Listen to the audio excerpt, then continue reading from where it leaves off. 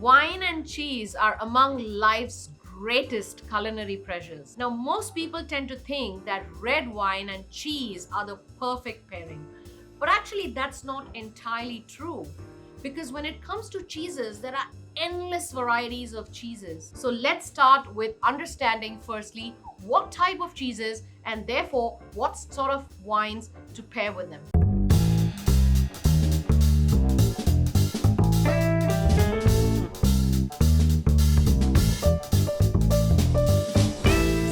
Varieties of cheeses, of course, we start with what are the fresh cheeses.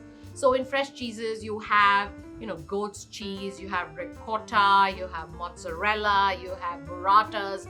Now, if you're enjoying something like this over a meal, then obviously you're going to have to look for wines that are also light and fresh. What you don't want is wines that are too overpowering or too full flavored. So you're looking for white wines like Pinot Grigio, a Soave from Italy, or a light, fresh Sauvignon Blanc, or even an unoaked Chardonnay. And if you're a lover of reds, then I would say go for Pinot Noir or a Beaujolais or a Valpolicella. All of these are lovely, young, light, fruity, and they would sort of work really well with fresh, soft cheeses. Next up, we have the kind of cheeses that we are most familiar with. I'm talking about the soft, creamy cheeses like the Brie or the Camembert. They are full of fat, they are creamy, they're sort of mouth coating. So what you're looking for is wines that are crisp, dry, and you're looking for high acidity wines that make your mouth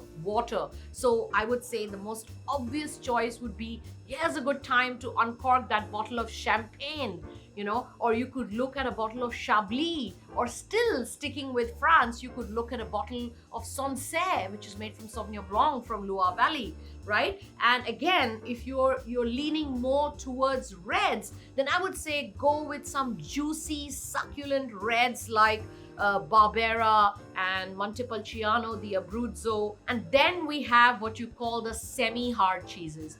You're talking about Gouda, Gruyere, Edam. So they kind of, those are mild to taste generally.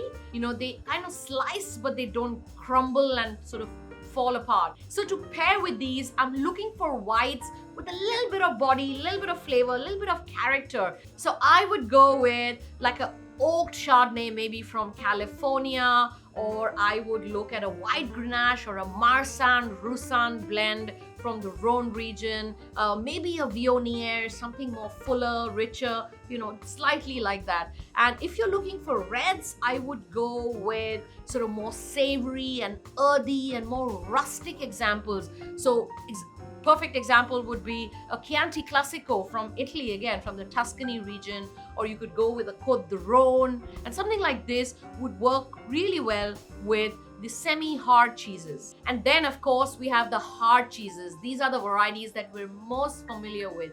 We're talking about aged cheddar or pecorino or Parmigiano Reggiano.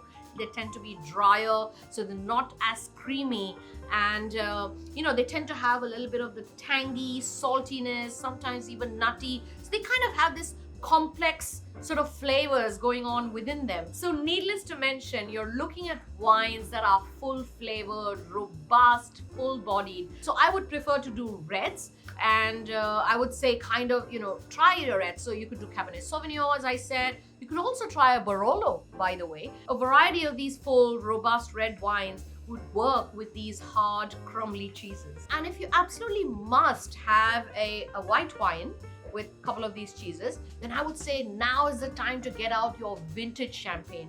You could also try a fortified wine, which is a sherry, like an Amontillado or a Fino sherry. And then finally, let's not forget about the blue cheeses, right? We're talking about the Gorgonzolas, the Stiltons, the Roqueforts sort of cheeses. And because they are funky, because they are so pungent to taste, because they are so peculiar in taste, a lot of us would like to offset that with a little bit of sweetness. So you're looking for wines that are high in residual sugar. In reds, a port wine is the perfect choice, right? And even in whites, you could look at a sweet Riesling from Germany like a Trockenbeer in Auslese, or a Sauternes from France, or a Tokai from Hungary. That's how you sort of think about what is the kind of flavors that you are likely to find in your cheese, and try and find wines that complement those flavors. Together, they enhance the entire experience of wine and cheese pairing to another level altogether. So I hope these were really helpful tips for you to know.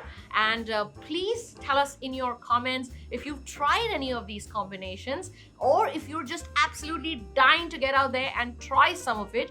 We'd love to hear from you, and we'd love to keep bringing back great content for you. So give us a thumbs up to this video. Keep sending us your motivation through your feedback and your comments, and no doubt we'll be back with lots more. So until then, say cheese. Cheers.